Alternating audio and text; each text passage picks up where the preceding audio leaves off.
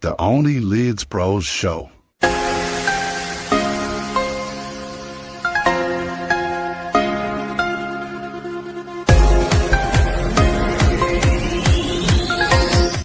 What is happening, everybody? Welcome back to Only Leeds Bros. Hope everybody is keeping and doing well. We're joined by the brother Dylan, as always, and joined by a very special guest, a man that needs no introduction amongst the Leeds United fans, a very recognisable face amongst Leeds United fans. It's none other, the one and only Adrian Carney. Adrian, how are you? I'm very good. Thanks very much for inviting me on. Thanks very Two much for fellow coming on. Portland men. That's exactly it. Two North Dublin men. Adrian, I'm going to jump straight into it. What is your first memory of Leeds United? A man who grew up in the seaside town of North Dublin, Portland. How did you become about supporting Leeds United that still has your passion today? I would say it was to do when we were in national school, because at that time, anyone talking, because remember, you'd be playing out in the streets or whatever. There was Manchester United, Liverpool, Leeds. Leeds were the team at the time, and most of my friends were Man United, and I couldn't be one of them. So, what was the real hook though? What was the one thing that you say, if you put it down to like other one player, one moment, one goal, one victory? What was the real kind of hook that you knew? I think it was down to Johnny Giles, because the fact that he was Irish. Yeah, you know, they were just phenomenal at that time. And then the thing every week, you bought the shoot. You went down to Grogan's, or it was McAllister's at that time. You got the shoot, and that you read up, and then your favourite players, you took the pictures out and you put them up on the wall. That's where it all started. You had the hook then. And what age roughly would you have been around then? I was about six going on 7. That's a long time. It's great. And at that stage, even then, I knew my history of Leeds, because I studied everything, and I was the memory man at that time. I wouldn't say it now, but no, you still have some great stories. That we're looking, the last time we were over in Leeds, you had some brilliant stories. So we're looking forward to hearing some today. I'm going to get straight into it as well. So obviously the earliest memory around the time, 1969, when you supported Leeds, that was kind of the early days of Don Revie. What was it like in that kind of figure around the club? Obviously, we still know the impact that he had on Leeds United, basically made Leeds United what they are today. What was your thoughts of like Don Revie and that team he was putting together in them early days before they kind of start being successful in the 70s? Well, to them, he was a god. He'd organised them, he was superstitious, just that and the other. They were a great side, but I would always say that they never achieved as much as they should have. Yeah, and it's an awful shame. They finished runners up 4 times. They won the league twice. They lost 3 FA Cup finals. They lost the European Cup Winners' Cup final. We all know through corruption. A European Cup final through corruption. And they lost the Intercities Fairs Cup, but they also won 2 Intercities Fairs Cup, the FA Cup and the League Cup. Well, it's a pity. They should have won an awful lot more, because they were without doubt an outstanding side. Yeah, no, I totally agree. And around the time, obviously, you mentioned Giles there, and I think myself and my dad obviously says the same as well, that Giles was a big hook. But you'd one player in there in particular, Peter Lonnemore as well, the club's all-time top goal scorer as well. What was he like to kind of watch live? Because I know this was kind of your period then of going over to Leeds and watching him play. What was it like watching a man of his power and his calibre that could score goals? Well, he was known as Hotshot. He was just unbelievable. But as a unit, they were all unbelievable. You just couldn't pick out one player. They all fitted in. They all gelled in well. But by God, he scored some great goals. Yeah. And that time, what was your first then, your Leeds game when you travelled over to Elland Road? What was that kind of feeling like? Obviously, leaving North Dublin, travelling over to Leeds, I'm sure it was probably the bow. What was the young Adrian? How was the emotions? I went on the BNI. I went with the Dublin Supporters Club, which Niall Martin ran. And I remember going to Dublin Port, and I thought it actually lost me BNI line ticket, but it was stuck in the back of my pocket, and I had to. I was helped. I was just panicking. But you're going to a different country. You're in a different world. The excitement of going to see Leeds, and they were a bloody good side. We played Liverpool that day. We drew 1-1. We absolutely battered them. And typical Liverpool, that season, they only conceded 16 goals. They went 1-0 up with 8 minutes to go, and we got a last-minute equaliser to finish 1-1. But it was scary. Yeah. I remember a bus went on fire outside, and I was walking out of Really? the ground, and who do I bump into? One of my all-time heroes, not Manchester or not Leeds, but Dennis Law. And I still have the program there that he signed. But it was fantastic. Once Yeah. you're there the Surreal. first time, lads, when The you're bug. there, you have to go back. Yeah. Eddie, could I just ask, what was your really a weird one? What was your feelings walking up to the ground? Like, obviously nowadays, you taxis, Ubers, etc. But like, from getting off at the boat in Leeds, the Just pure excitement, yeah, Mm. absolute excitement, because you didn't know what to expect. Mm. You actually didn't. And when you were in there, you were feared because you were afraid as well. mm, Yeah. Because I was just turned 16, living in a different It's young. country, and like you mean. But the very first song I heard from the number one song at the time was "We Don't Talk Anymore" by Cliff Richard. And when that was being played, the next thing I heard is, "You're going to get your fucking heads kicked in." You didn't know what way to look or what to think.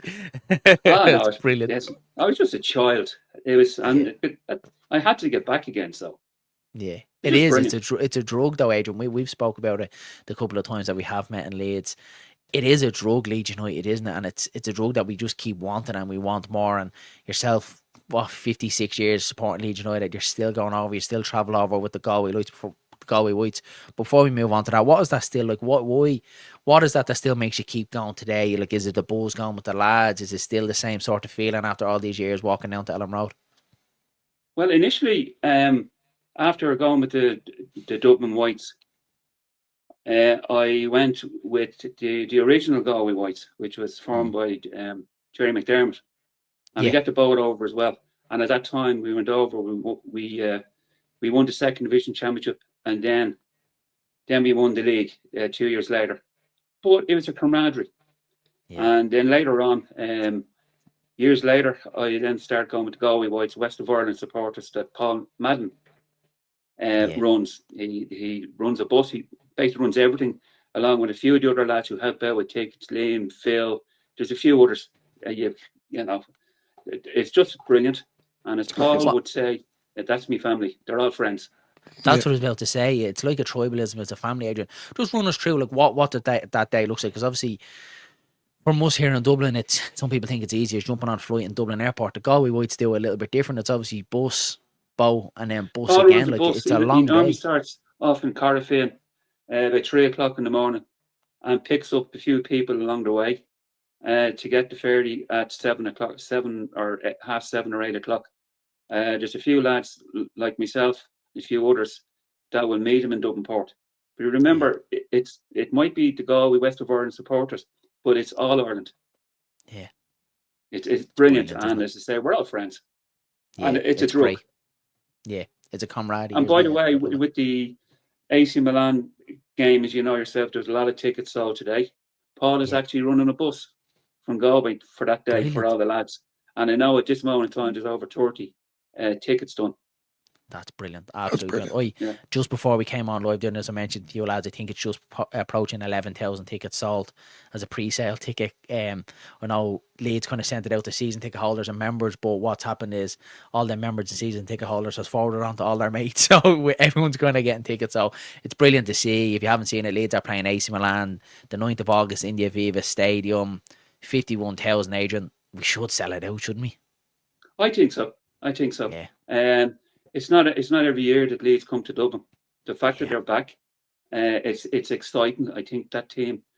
Hopefully, we keep a lot of them. Obviously, some are not good enough for the Premiership. But at the end of the season, lads, you have to say they were exciting to watch. Mhm. yeah, You yeah. know, Really, really were. and as I say, the more the merrier they go to it. I'm looking forward to it. I Yeah, think for it's that going to be game a for great me day. as well, the first ever Leeds game I ever seen was Talca Park against Shelbourne. Yeah, League One. Me and Darren were there, etc. I was only 5 or 6 at the time, but now seeing them in, as Darren said, a 51,000 seat stadium, it just goes to show the fan base that Ireland have, that they're willing to, no, it's put, there because it was actually through Howard Wilkinson. Mm. Howard Wilkinson had a great rapport with Shelbourne. Originally with Ollie Yeah, I Bourne and remember then hearing that. Colin Murphy, the manager. I spoke to him in '92, just before we won the league, and he said he just loved coming over. with the fan base that's there or whatever, and he continued it till he finished up in '96. It's brilliant, isn't it? But it's brilliant. brilliant for Ireland, because the last time Yeah. Leeds were over, they did Shelbourne and Shamrock Rovers. Yeah. But It we was about need to 9 see years that ago, all wasn't the it? time, because they know, it's like 9, the I think it is. Scandinavians, there's Yeah. a big support there. Yeah, and it's great to see Leeds back here in Premier League. Leeds United, who would have thought it this time 12 months ago when we lost the playoff final? Fast forward a year, the difference 12 months can make, and You know what Leeds the now. difference is?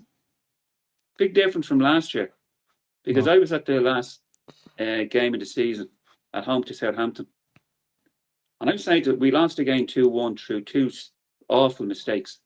Yeah. I was saying to the lads beside me, just look at the body language. It was all wrong. Yeah. And you knew that there was trouble in the camp. Yeah, felt it, didn't it? Then, as I say, they eventually got past Norwich. But once again, Leeds didn't do it, the business at Wembley. But this year, the difference in that dressing room is unbelievable. Yeah, And that's because certain individuals were pushed out. But it's just brilliant. Yeah, it's great to see them back. We'll pull it back a little bit then towards the Revie era, because look, obviously the most successful time in Leeds United's period, winning the FA Cup final in '72. We won't speak about the Sunderland one before that, but what was that like, Leeds United getting their hands on the FA Cup? And just kind of talk me through the FA Cup, the way you see it nowadays, because obviously back then it was a prestigious trophy. It was very well marketed. Everyone kind of loved the FA Cup. It seemed to kind of lost its magic in the last couple of years. But what was it like seeing Billy Bremner walking them steps and lifting the FA Cup for Leeds? You just couldn't believe it. In those days, the day of cup final, it started at 10, 11 o'clock in the morning, be it on UTV or BBC, and you were glued to it. But it didn't matter whether you supported any of the teams. But the fact that it was Leeds actually won, it was just magical. Yeah. And the only other English, bar the league, the only other English cup to win was the League Cup. And they also bet Arsenal 1-0 in '68. That was Cooper. Terry Cooper got that one, was it? Terry Cooper, that's correct. Terry Cooper won in the League Cup, brilliant. And then we, as you said, runners up a couple of times then in the League Championship, but then we get our hands then on the one that we all wanted, then the league title then as well. And very successful period, great players. We've all kind of heard the stories of the great players. You speak about Johnny Giles being, the rock in that team, but I think kind of defence wise were like that with Norman Hunter and Jack Charlton. What were they kind of like, that them type of players? And we kind of got that tag of like the dirty Leeds. Did you kind of feel that? Did you notice Leeds were a dirty team, or did you just think that's the way the game was played back then? I wouldn't say they were dirty. Every other team were dirty. They defended and they worked as a unit. And if someone was being picked on, they wouldn't put up with it. Yeah. And the famous cup final, or the cup final and the replay in 1970 against Chelsea. And they're all calling Leeds dirty. Did they not see what happened with the Chelsea players? Yeah. It was the 70s. It was a man's sport, not like nowadays. That's true. I know you know highly of this one. I know you speak. I mean, modern players, you look at them now, to spend more time doing their bloody hair or their tattoos, and they're not doing the job that they're paid to do, and they're robbing the fans who are going there to watch them. Yeah, and that's where it's changed. I remember speaking to you after the Cardiff game, and something that you spoke passionately about was that them players back then actually played for the shirt, played for the badge, wanted to be there, and that's kind of, it's very rare now in sport. We've seen Gary Kelly as well today, the last man to make over 500 appearances for Leeds United, promoting the AC Milan game. You're not going to get that anymore, Adrian. Aren't you? Not in this day and age. You're just not going to look at Trent leaving Liverpool. Supposed to be a scouser through and through, going off to Real Madrid. It's just the way football's gone. Loyalty is no more. It's sad, but that's the way it is. Like, at the end of the day, it's the fans. They pay thousands every year, home and away. They're entitled to their opinion. Because you've been in Elland Road a few times. Elland Road is toxic. Yeah. And I hate to see when a particular player or players are being picked on, but it does happen. And when we were at the Cardiff game, 7-0, that was the first game in over 40 years. I never heard one boo, anyone given out to a particular player, and it was an absolute pleasure. Yeah. It was only like that all the time. Yeah, it was like that all the time, wouldn't it? It would make them days so great. It was like that all the time, and like you said, to be there at that day, it's still a privilege. Still, I think back on that, how were we there for that game? It was unbelievable. But we'll move forward then a little bit, and then to the man, the Don Revie, leaving, going to take the England job, I'm sure your feelings at that time is what's next for Leeds United. Yeah, it wasn't really a shock, Okay. but it was a shock when Brian Clough got the job. Mm. But the biggest problem for Leeds was that, or for Brian Clough, was that Peter Taylor didn't come with him. Yeah, everyone says Because that. Brian Clough on his own was a loose cannon. And every club he went after that or before that, when Peter Taylor wasn't there, he created mayhem. And it's an awful pity. That's the one regret. I remember talking to Eddie Gray about it, that if Peter Taylor had been there with him, maybe things would have been different. Yeah. And he proved it. Peter Taylor and himself proved it later on. He wasn't a bad manager once he was controlled. Yeah. Just a loose cannon by himself, and as you said, he proved it, didn't he, when he goes to Nottingham Forest and wins 2 European Cups. But that kind of seems to be the story of Leeds United, doesn't it, Adrian? We never seem to get the bit of luck that we need, isn't it? We're always going to seem to be very, very close. We never seem to get there, but we've obviously turned the tide this year. So after 44 days, Clough kind of gets the boot, and as you say, probably not really as surprised by all his talk about Leeds United, dirty Leeds, not worthy champions and stuff like that. Not really a surprise to see him go. No, I wasn't, because at the end of the day, he hated. I wouldn't say he hated the club. He hated the players. He just did. He hated the establishment. And he had to go. Yeah. And as I say, they got a good man in after. Although Johnny Giles should have got the job at the time. Jimmy Armfield did an excellent job, and unfortunately, with the European Cup final, which we all know was. Don't have to say any more about it. Yeah. What was your talk? That's what happened next year, the European Cup. Tomorrow, 50 years ago. Crazy, isn't it? Tomorrow, 50 years ago, when Beckenbauer disallowed the goal. Beckenbauer took Clark down, which was a definite penalty. It wasn't given. Yeah. Leeds battered him. And then... Didn't Lonnemore score an offside goal as well? Bayern went on and scored 2 late goals. Yeah. Did Lonnemore score? Was it Lonnemore that scored an offside goal? Lonnemore scored, yeah. An offside goal as well. And they gave it as offside, which it wasn't.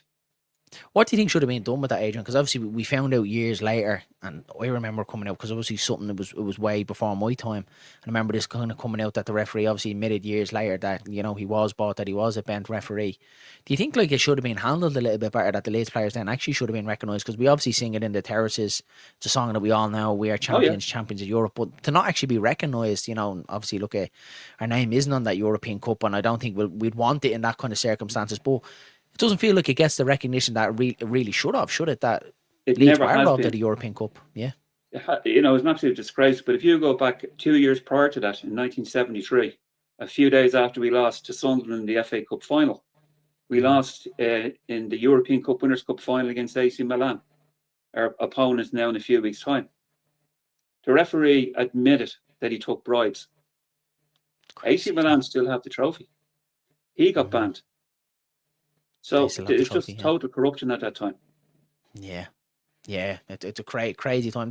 It's something to, I think, like nowadays, if it came out, you'd obviously talk about, being stripped of it. And look, I don't know if we'd kind of want that, in ours, that Leeds we're kind of with the asterisks over it, that we kind of got it. But for me, I don't think it definitely gets enough talk and enough attention as what it deserves to be robbed like the way it did. I've watched the game back a couple of times, and it's blatant. It's not even just a little bit trying to hide it. It's just blatantly obvious, pure cheating. Yeah.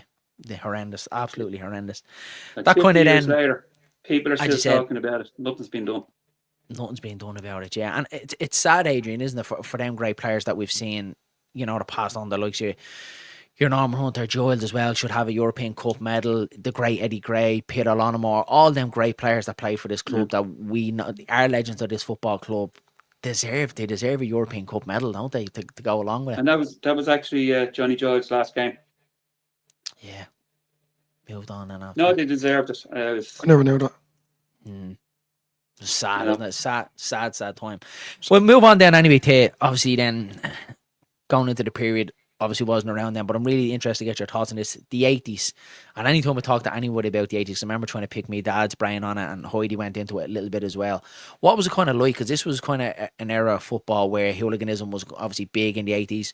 Not a great time for Leeds United after getting relegated, and the football was poor. And this is kind of where, because I remember speaking to Mick Varden about it as well, and obviously he's a big Leeds United fan, and he had sons as well, and he kind of hard to kind of pass on the Leeds book to them because Leeds not doing so great and they're into the second division. What was the 80s like for you, Adrian, after seeing this club that you brought to you, the greatest club in the world, The 80s is and then the horrible. 80s?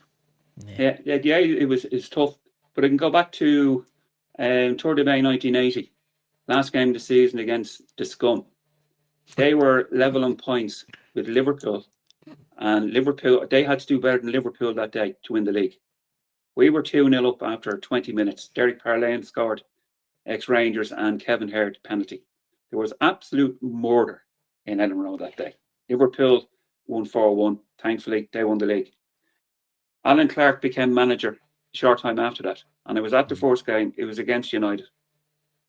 And he said that he was a winner. Within 3 years, they're going to win the league and then win the European Cup. We were relegated in 18 months.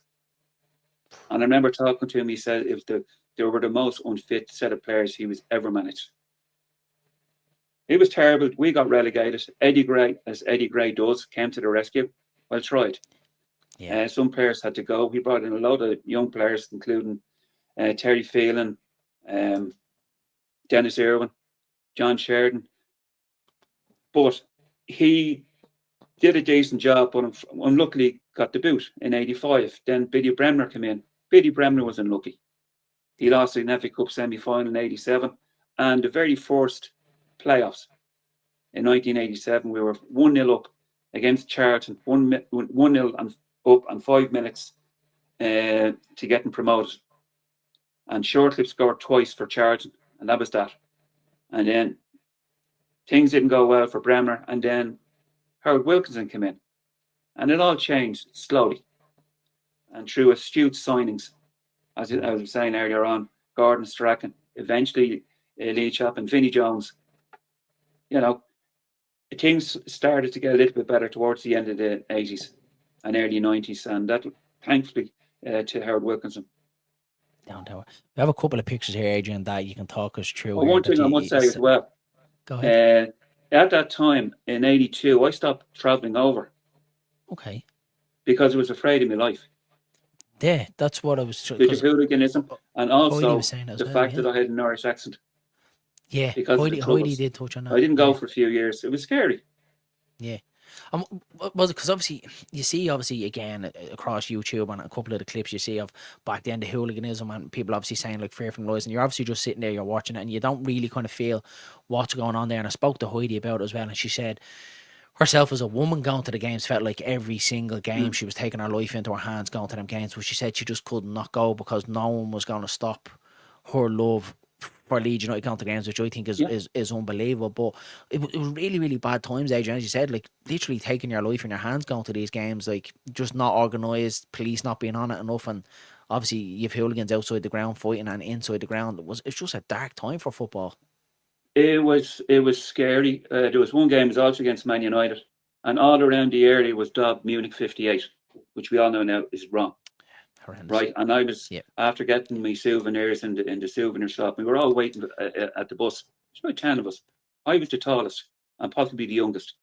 When a few Man United fans came around, there was 5 or 6 of them, and they said, "Why did you do all these paintings or whatever?" I said, "I didn't do it. I don't agree with it."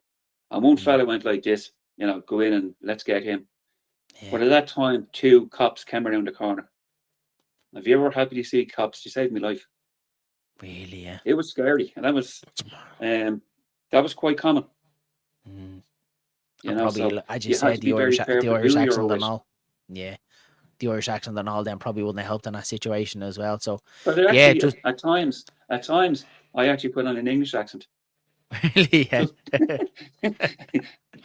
That's true as God, yeah. Trying to get away with it. I have a couple of pictures here that you sent me on through your years gone over to Leeds, and there's some great photographs and some great memories. But talk us through here the one man Gordon Strachan, Howard Wilkinson. That picture with Gordon Strachan, we played Spurs September 90, just after Italia 90, over there with Jerry and the Galway Whites. Yeah. And we presented Gordon with the Player of the Year award. That was after the Spurs game. Her hair hasn't changed anyway, Adrian. Yeah, the hair's the exact same, Adrian. The exact same.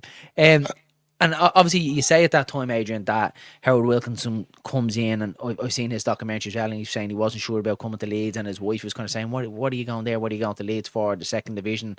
Are you mad taking his job? But you speak about signings there. Was Gordon Strachan, was he that one signing, obviously picking him off Scum and bringing him over to the right side of the Pennines? Was that the real turning He factor was at that time? massive, but I think one other, Mel Sterling, Really, Zico, yeah. Jim Beglin, even though he was a bit injured at times, Vinnie Jones. Mm. But crucially, at one stage, I can't remember who got injured. I think it was Ian Baird. But the signing of Lee Chapman, to me, one of the most underrated strikers, but absolutely brilliant. Brilliant, yeah. And that picture with Vinny. Great picture with Vinny. It is really good one. We obviously we spoke about it as well before, Adrian. I know you're really interested to kind of get your point across in this one. Howard Wilkinson, for me, again, doesn't get the recognition that he deserves as a man that the last English man, and obviously the last real champions before it changed to the Premiership in '92. Why is it that you think that he doesn't get the recognition that he deserves? Because to pull Leeds out of the second division up to the first division and winning the first division, why is it? Why don't we speak about him more highly? Why isn't there a statue outside I Elland Road? genuinely don't know. Obviously, when Bielsa came in, everybody's giving ranting about Bielsa, what great times or whatever. But eventually, he won the league. He got us promoted. But Howard Wilkinson, I just don't understand. If Howard Wilkinson had a good old bats, that's his dad beside him. Is it? Yeah. Yeah. It's a great photograph. But Wilkinson, when the Premiership started, the rule changed. The back pass rule changed, and we were champions at the time, and we never won an away game that season. We only got 7 points, and our home form kept us up. The reason was they couldn't deal with the back pass rule. So that was that And change. then I don't know what happened. Then shortly after, he signed Ian Rush. Anyone that was over 30, he was signing. I don't know. We got to the '96 League Cup final. It was just the plot was gone at that stage. Like the man, I don't know, but he deserves recognition of what he's done. I mean, the youth academy was better than United's. Yeah, and they proved that in '92 in the Youth Cup final. And a lot of the younger players, including Bats, Gary Speed, they all came through. Yeah. And here's another one too. I was at the Chelsea game in April '92, just before we won the league. And on the pitch across the way, which is now the car park, the 18 were playing Scunthorpe 18. And he was playing up front, scored a hat-trick as a striker. Gary Kelly. Really? A few months later would become right full with Wilkinson. I remember hearing he could pick certain players or whatever. It's just I just don't understand. But the more if it's put out there, and people do recognise that he deserves, he should have a statue there. Do you think the club? That's what I was about to say, Adrian. That's what I was about to ask as well. Because obviously, it's a little bit before my time, 2 years before I was even born. And do you think the club has a duty to kind of keep pushing it? When it comes to that time at this day in 1992, Leeds United won the league under the great Howard Wilkinson. I like what you said. Obviously, all the stands are named now, but kind of put a statue outside and the club to kind of push it, like to actually give him a little bit of recognition. There's more paintings around. We obviously see the paintings of the great Revie team around there. There's a few, obviously, Hernandez, the click graffiti and stuff like that. I think maybe the club should have more of that for Wilco to actually give the recognition he deserves. I think the club needs to stand up and do it. What's the point in waiting? God forbid if he dies soon and there's nothing done. Now that picture there, obviously, is that's about 1980. Yeah, Front of me, you won't get that picture done now. And that, but while we're on it, a little bit off topic, Adrian, that's obviously the West Stand now. Still looks the exact same. It hasn't changed since then. But what have you made of the new stadium developments and obviously leading Leeds United kind of into the next period of time? I'm excited. I'm sure the nostalgia is there that you're probably sad to see the West Stand go after all these years, but it's due, isn't it, for Leeds to kind of get with the modern times? If you go back years ago in the '80s and up to '92 when they got rid of the low fields, which is now the East Stand. That was fantastic. But you have to move with the times, and especially when it was all cedar. You have to build. Yeah. Yeah, you know. But 100% I'm agree. excited now. I just hope that we That's a deadly foul. progress and stay up. And there's good old Gary Speed. That picture in 1990, we presented him with the Young Player of the Year of the award. That's about to say he's very young there, isn't he? And it's awful about poor Gary Speed. And I'm sure this is probably a Yeah. photograph, Adrian, that you probably cherish a Oh, lot yeah, out 35 of all years the ago. photographs you have of Gary Speed. And obviously terrible. We'll touch on it obviously a little bit, but what was it like obviously hearing it that day of obviously the passing of Gary Speed? It's just heartbreaking, isn't it? Something that still kind of shakes the core of the club.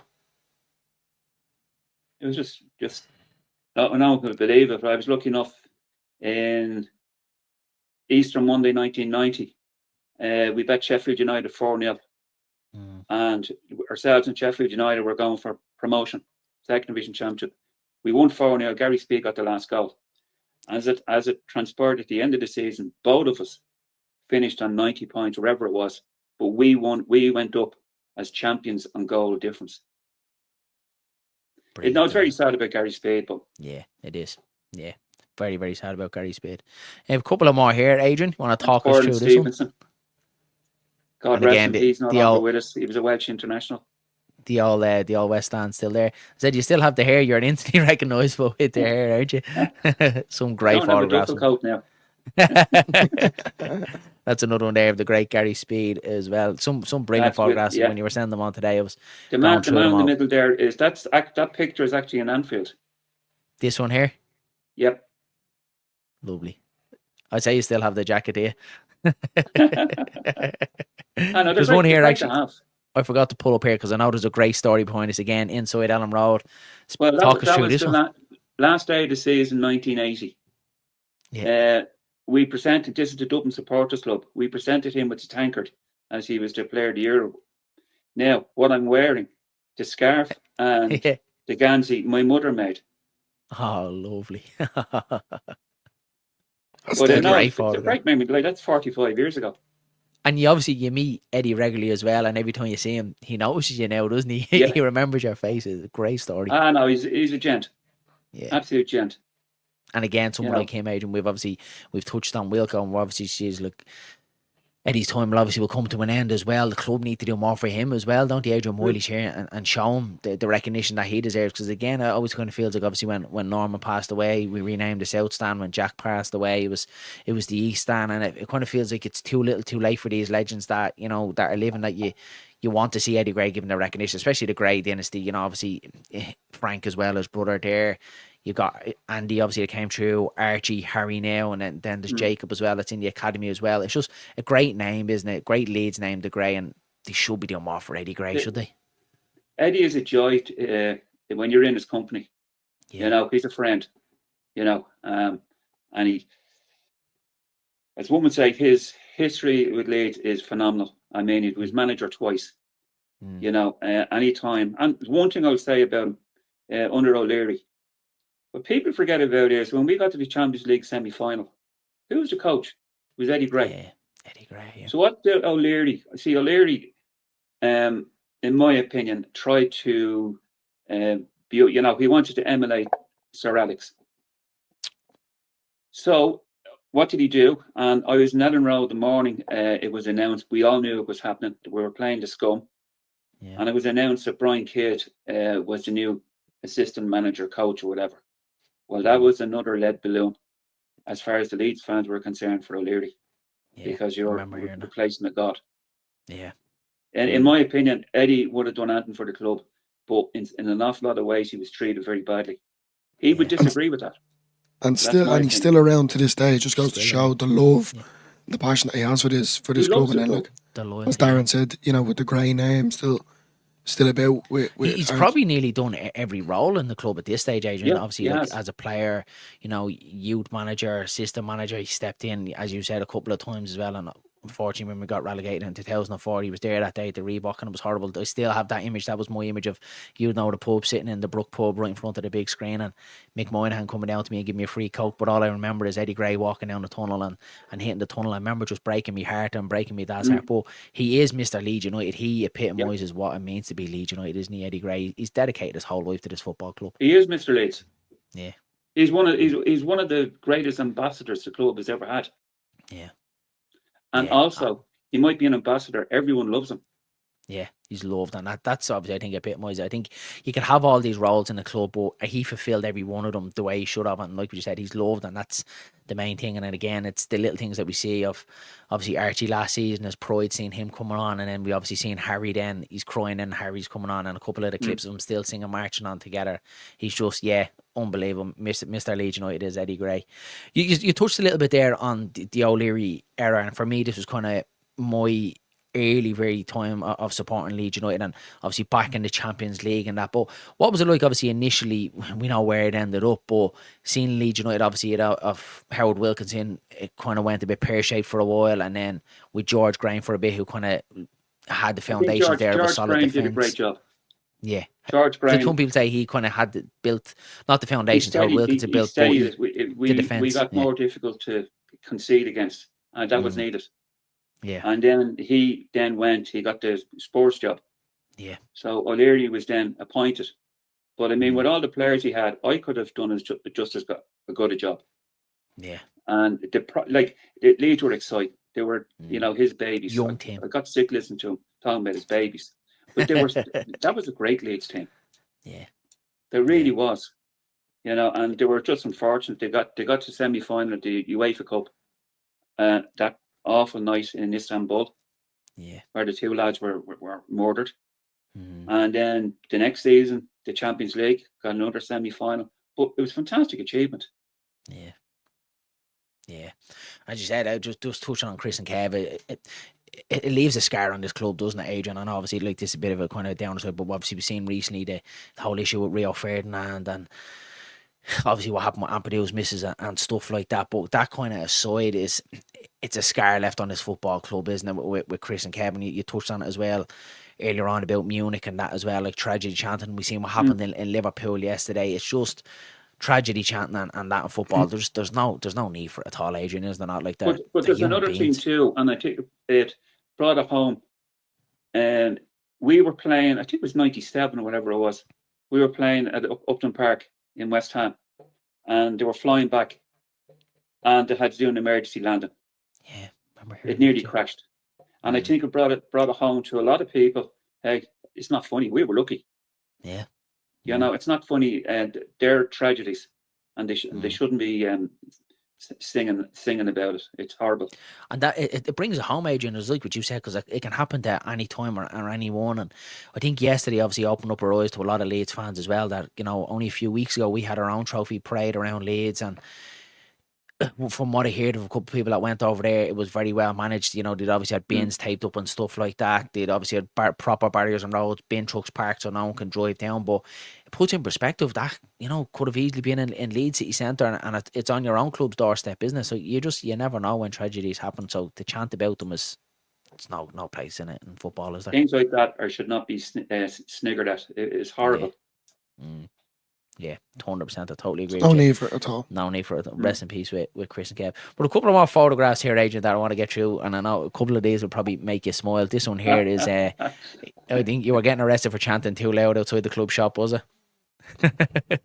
Yeah, they were. What do they call us? The clothes police. I love the shorts. They were great. They're great characters. Great photograph. This one here with Mr. Paul Reaney. That was you were there that day as well. He was on the last team to win 7-0. Yeah, crazy, isn't it? 1972 against Southampton. He looks great, doesn't Still he? going strong at 76.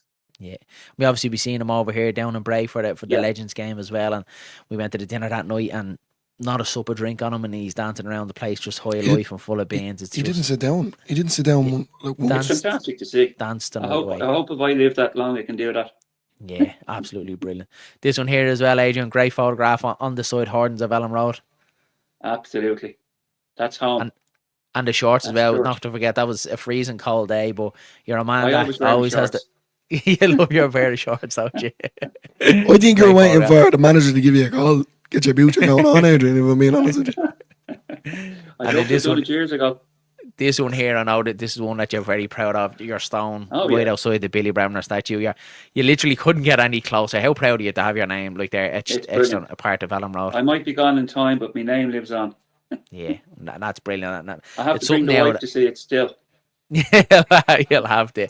I like that. We spoke about it as well. My dad is a And you're stone as lucky well. enough. That's a little bit further You're down. lucky It's enough that nice. Decky has his as well.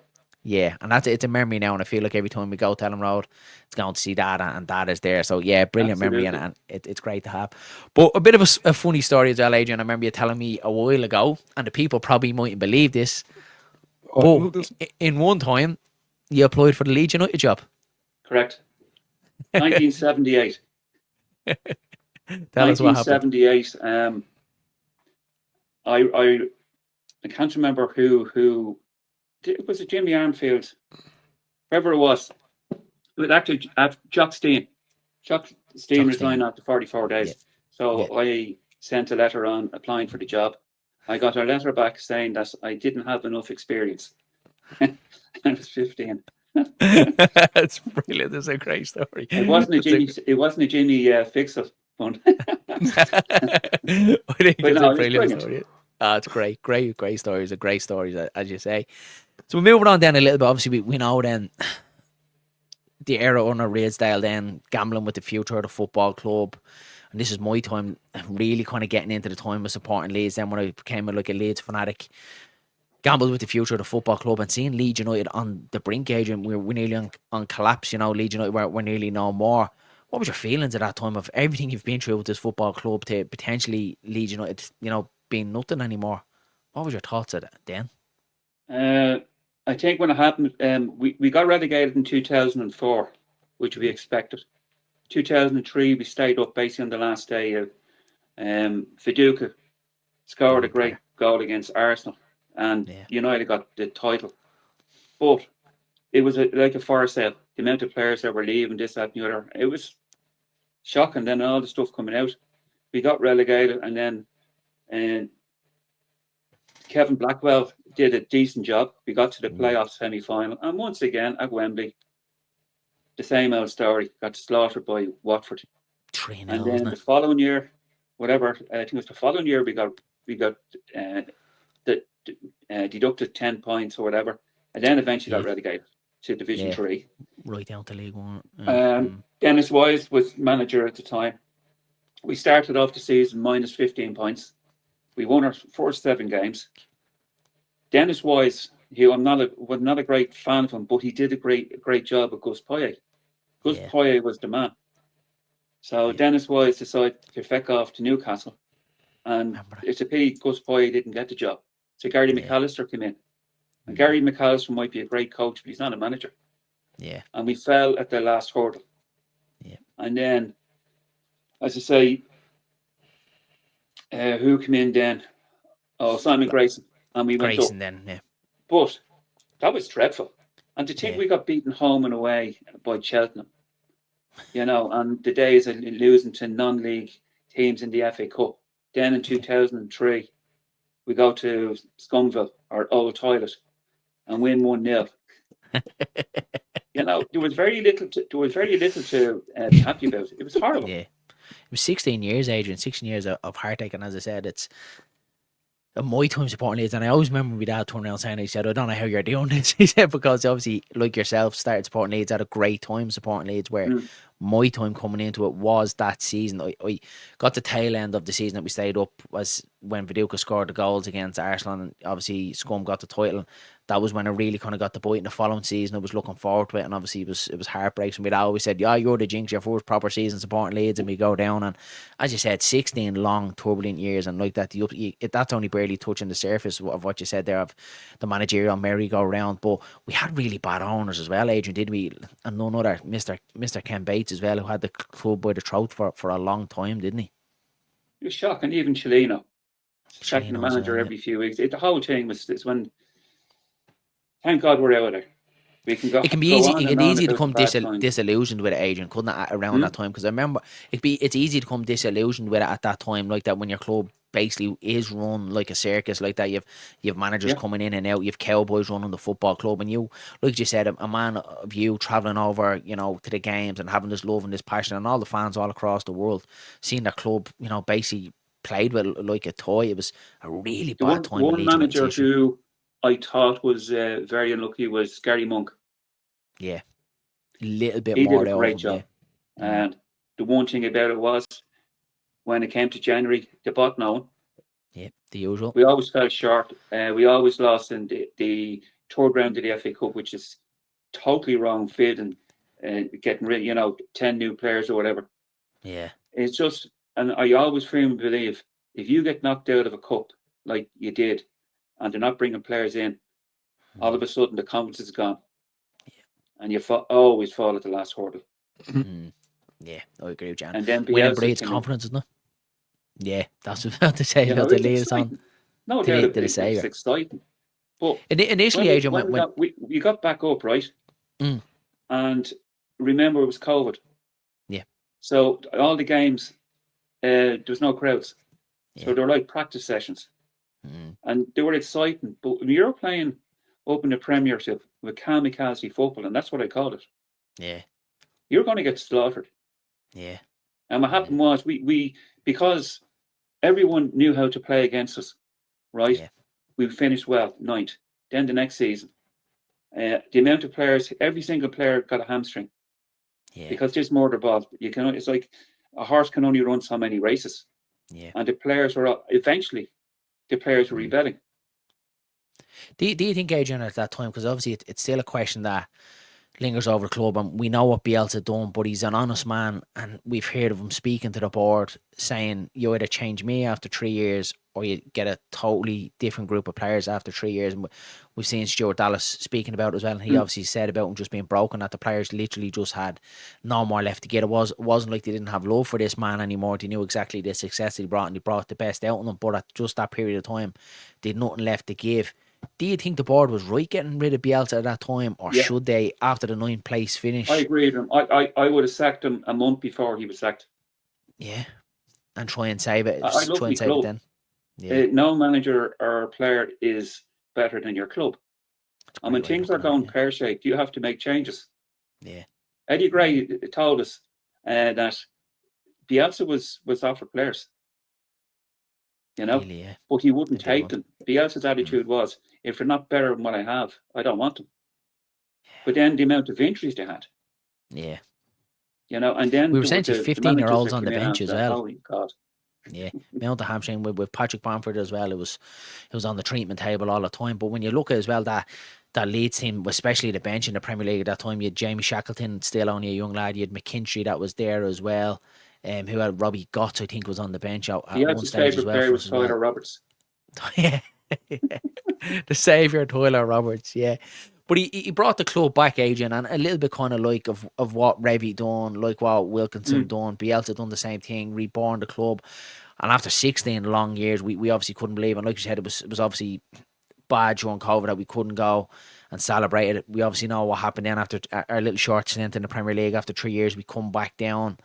After the Turbulent, obviously great 9th place finish, barely survived then the last day against Brentford, and then the last season, then we know with Jesse Marsh and the saviour Sam Allardyce was trying to come in and save the football club, and we're obviously back to where we started, back down in the Championship. But it felt different this time, Adrian, didn't it? It didn't feel like the last time where the club was, ravaged, with financial debt. We were on the down, we owed all this money. It felt like we were after going back down, but it felt like we were in a stable position to kind of come back. Did you feel that? You didn't really know. I think getting Daniel Farke in, don't get me wrong, Bielsa as an individual brought the whole city together. All the fans loved him, this, that, and the other. A lot of fans, at the end, they just got sick of this losing every week. They're paying good money to go and watch them home and away, and something has to give. Daniel Farke has come in, he's done an absolutely Trojan job. An absolutely Trojan job. And the only reason we didn't go up last year was because of problems in the dressing room. That's my opinion.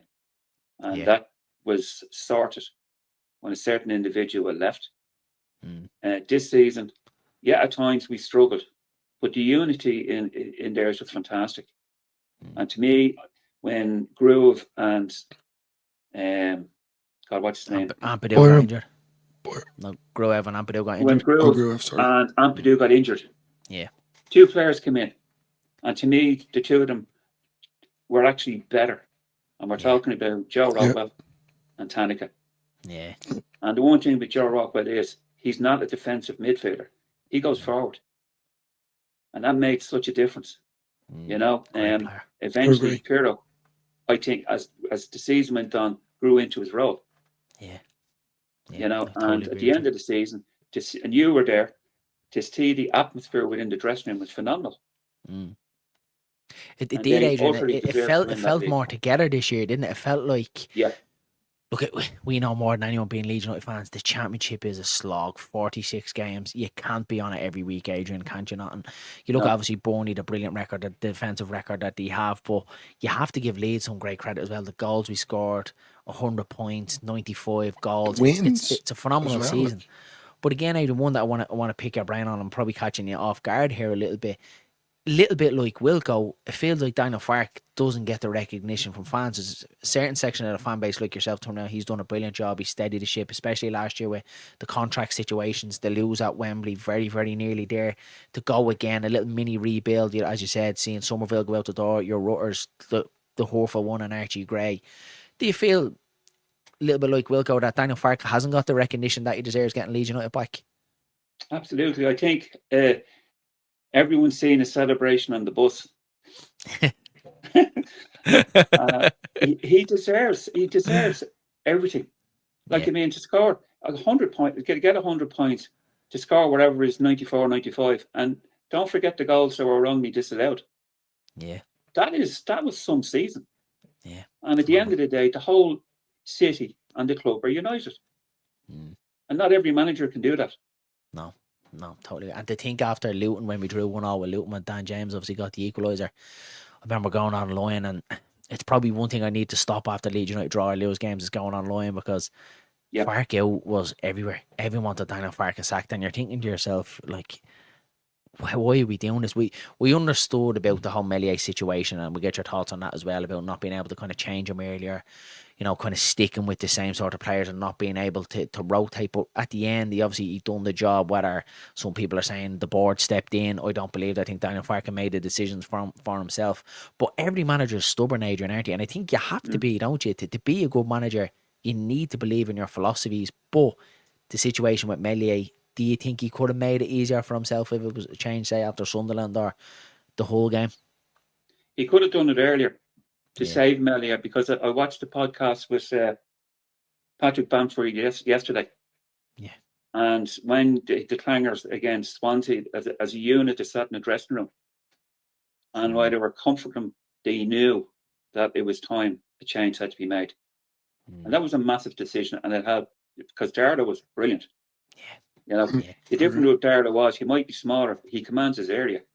Yeah. He does the basics of a goalkeeper. Basics, yeah. Mm. He's a goalkeeper, but Melier has to be recognised too. 16 clean sheets. Yeah. But he's not. I don't think at this stage, I think a change is needed. You know, go somewhere else, new club, because if the Blue Boys are at you, that's not good. Yeah, it feels like, Adrian, it's more of a risk, I think, to keep him than change him, because I think I agree.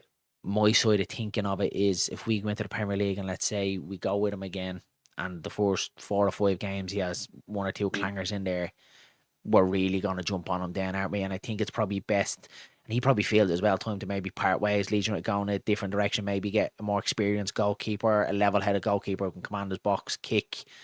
We kind of need that in the Premier League now, don't we? Rather than, because he's still fairly young, and even though he has experience at Premier League level, we need someone really that can command it. I've seen him play a few times. Someone like that. I've seen him play a few times. I've never heard him shouting. Yeah, he feels. The goalkeeper should be commanding his area. Yeah. And by the way, when we're thank God we're back. It's like anything. I hate the thought of having to listen to Jamie Carragher on a Monday night and all this crap. Yeah. When he's like, what I hate during analysing shite.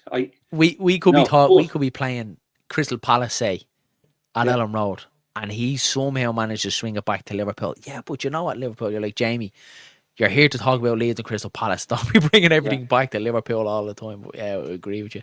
Probably one thing's bad going up to the Premier League, isn't it? Having to deal with that. When you were talking there about Melier and all that, you got to remember the 3 teams that went up.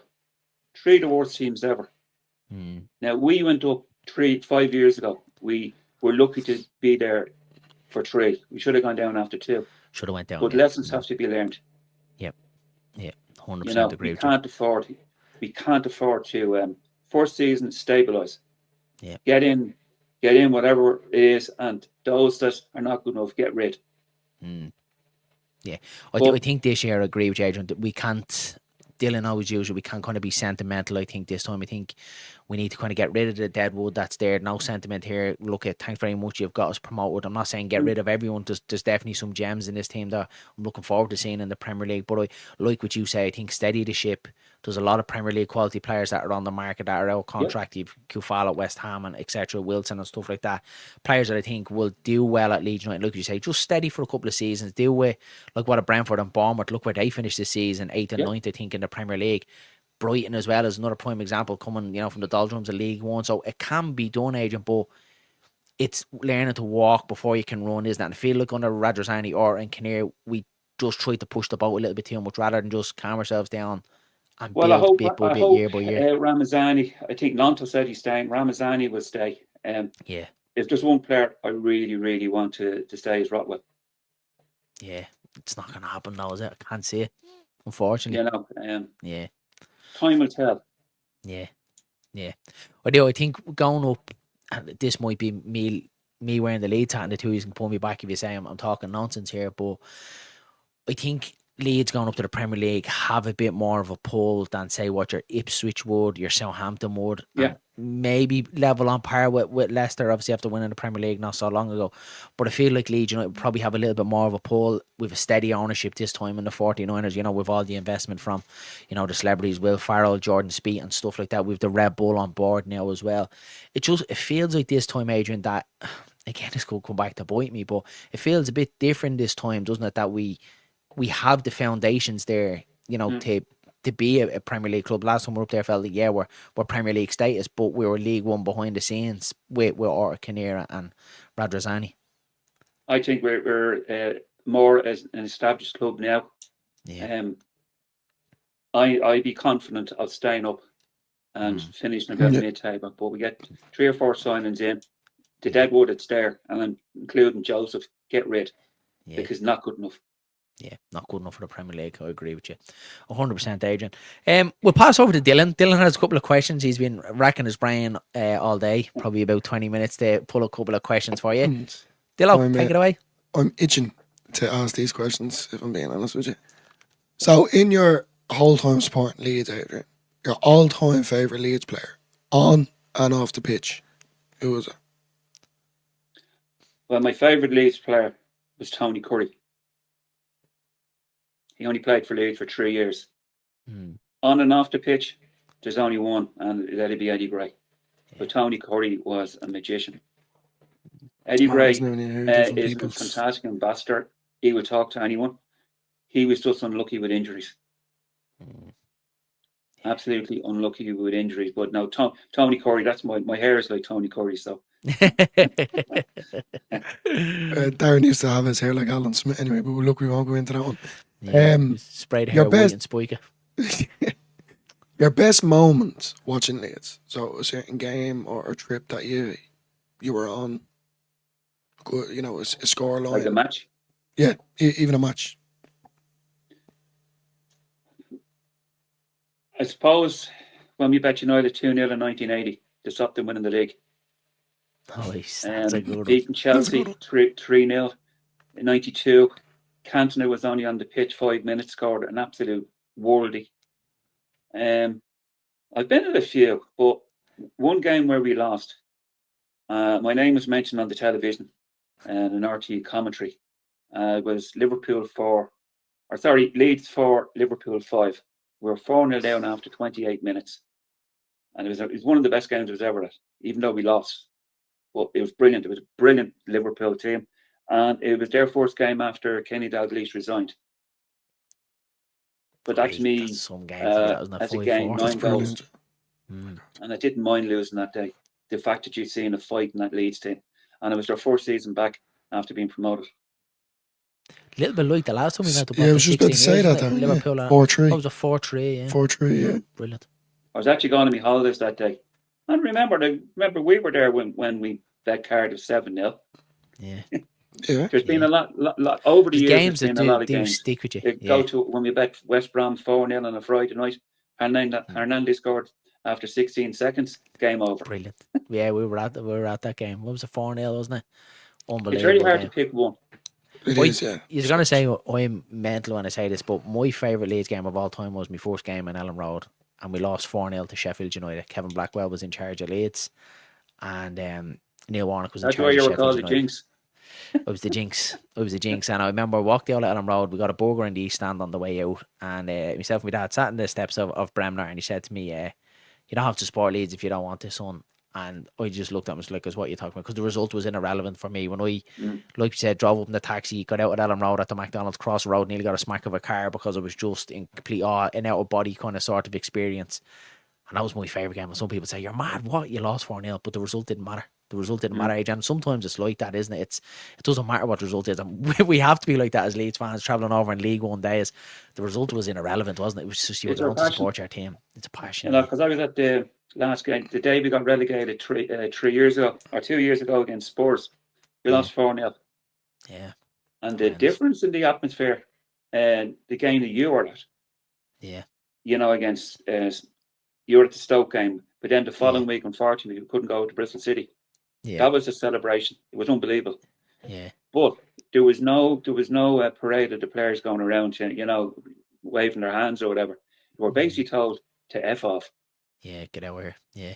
I've never seen not wear the anything short as toxic. and all, I think that's similar to me there, and just going back to what you said there about the bad time we use supporting Leeds. I've only ever seen and been let down by Leeds. I know that sounds mad, lads, but I came in, say Kevin Blackwell, and then to Simon Grayson. That was my era. So I never seen Leeds at its height. So when Bielsa did get us promoted, I'm looking around going, is this for real? Like, yeah. This is a new for me altogether. So, going to Elland Road week in, week out when we were in. But you got to remember too, Dillo, that the Premiership, all the clubs, the Sky, who I hate, they all love that Leeds are back. Yeah. Oh, yeah. And they'll always talk about the atmosphere in Elland Road, which is brilliant. Yeah. And hopefully in 5 years' time, please God, that this new stand, the stadium is finished, because it'll be even better. Because if you have been in Anfield, which is similar, what an atmosphere, what a stadium. So we got things to look forward to. That brings us on to my next question, Adrian, actually. What was the best atmosphere at a match that you were at? In Elland Road? In Elland Road, yeah.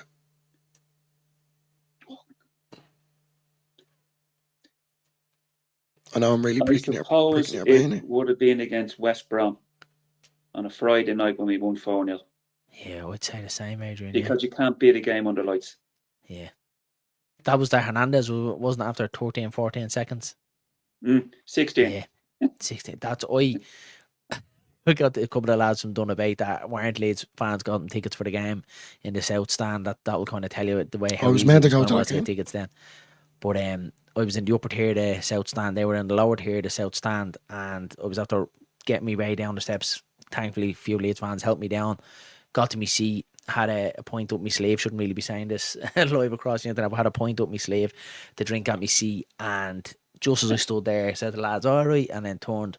Hernandez takes his touch, bangs in the top corner. Next of all, I know I'm 3 rows down, the beer's all over the place, and the atmosphere from then, look at you say that you could feel Elland Road just vibrating. It rocked the whole night, didn't it? Obviously, that was under Bielsa. And when you're sitting up there in the East Stand looking down at the movement and all, I saying to lads, it was like watching Brazil play, because their movement off the ball was fantastic, because they were fit. You go down to the end of the season when they're all knackered. Yeah, but the difference. It was magic. It was a magical night. Yeah, brilliant. Any more, Dillo? Yeah, last question, Adrian. So, out of the 4 managers that were successful with Leeds, I want you to rank them from 1 to 4. 1 being the best, and 4 being the best, but not the best of number 1, if that makes sense. The worst. Obviously, Don Revie is the first. Howard Wilkinson is the second. Daniel Farke is the third. Bielsa is the fourth. Can you give me a reason why Farke and Bielsa? Now, I'm not judging whatsoever. I'm just picking your brain. Because I think Farke has... It's not kamikaze. It's more I don't like. I hate football. You know, playing out from the back and passing sideways and backwards. This, that, and the other. But the one thing I do feel with Daniel Farke, there's a system there. Everyone is happy in their role, and as the season went on, they actually got better. You know, Fair enough. people It's a lot more criticise the role, level-headed, Bielsa, Adrian, in my isn't it? opinion, is not God. Mm. He It's did a mad, isn't it? fantastic job, Yeah. but unfortunately, he got too stubborn in the end, Mm. which ruined it. Yeah, totally agree with you there. 100%. Dillo, any more for Adrian? That's it. Yeah. That is That's it. Adrian. Thanks very much for joining us, Adrian. I think it's been absolutely brilliant. I could sit here all night and pick your brains Lovely. of plenty of stories. Yeah, anything else to add before we wrap it up? I'm enjoying. You know, it was the first time in years that our season was over and we didn't have to worry about playoffs, so I could relax. It was great, And wasn't it? lads, thoroughly enjoyed it. Thanks for asking me. It's been absolutely brilliant, Adrian. I said I could stay here all night and talk to you, but thanks very much for giving up your time. And we're looking forward to, as I was saying, Paul Madden has a bus already organised for the AC Milan game. So Get onto it. If you're watching this, make sure you get your tickets. Get over to Dublin as well. A couple of things I have to plug as well is the Leeds United Creator Cup taking place the 20th of July in the John Charles Community for Sports Stadium. All the Leeds United content creators are going to be there to take to the field. 11v11, all in aid of Prostate Cancer UK. Tickets are £7 for adults, £3 for kids. The link is in the description below, guys. So if you go there, get your tickets. It's going to be a great day. And as I said, it's all for a very, very worthy charity, Prostate Cancer UK, to raise some well-needed funds on that one. That's it, Dylan. Anything else to add, buddy? I'm going to be doing the face painting if you want to. Yeah, Dylan, because he can't place it. Brilliant. Yeah, brilliant. So we're looking forward to it. So we have our flights booked as of today. So we're heading over to the game, Adrian. It's going to be brilliant, as I said. And we obviously spoke to you off air before this. You obviously have a lot of Leeds content creators doing this. We know we've the best one out there, Jerry Lynch, who does the news as well. And it's great to kind of bring the Irish kind of Leeds fans kind of side to it. As you said, for Leeds United to be coming to the Aviva Stadium against AC Milan, it's just to show Leeds United that look at us over here, look at the amount of Irish fans, Irish Leeds fans that It's are over here absolutely brilliant. And by the way, isn't it? I don't call it Aviva, it's Lansdowne Road. Lansdowne Road to you, Lansdowne Road. And Adrian has his ticket. Me and Dylan have our tickets, so make sure you get your tickets because it's going to be a great day out as well. And hopefully we see Leeds United get the win just before we're back to the Premier League. But that's it. It's been a thoroughly enjoyable chat with Adrian. Please don't forget to slap a like on the video and hit subscribe to the channel. We'd love you to do so. We'll chat you all again very soon. So mind yourselves. Pour yourselves a drink, lads. Yeah, that's exactly. You were making me jealous there when you were drinking the Heineken. I was like, I think I'm gonna have to get a Guinness. So thanks very much. Brilliant. Mind Thanks yourselves very much. and mind each other.